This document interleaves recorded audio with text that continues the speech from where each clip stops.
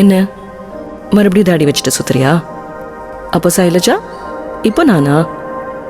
சிவா, நான் ஏதோ கரெக்டான டைம்ல போன மாதிரி தான் எனக்கு ஃபீல் ஆகுது.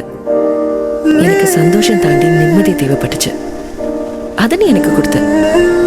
இனி நீ பார்க்க வேண்டியதெல்லாம் உன்னோட லைஃப். நீ எடுத்து வைக்கிற ஒவ்வொரு ஸ்டெப்பும் கேர்ஃபுல்லா பாரு. அப்புறம் மொட்டை மாடியில போய் தனியா உட்காந்து அழுவ. போதும், நீ நிறைய அழுதுட்ட. இனி எல்லாம் ஹாப்பினஸ். அது மட்டும்தான் நான் உனக்கு கொடுக்கணும்னு ஆசைப்பட்டேன். Hope you follow. உன்னை மறந்துட்டா நான் முட்டாள் சிவா. முன்னாடியே ப்ரிப்பேர் ஆனேன் குட் பை சொல்றதுக்கு. டேய், நான் தியாகம்லாம் ஒன்றும் பண்ணல. ஏதோ வந்து தொலைஞ்சுது நேரம், அவ்வளோதான். ஆமா, இனிமே சென்னையில தனியா இருந்து என்ன பண்ண போற? நான் ஒன்று சொல்லட்டா? சொன்னா உனக்கு கோவம் வரும். இது எல்லாமே நேரில் உன்னை பார்த்து சொல்லணும் தான் தோணுச்சு.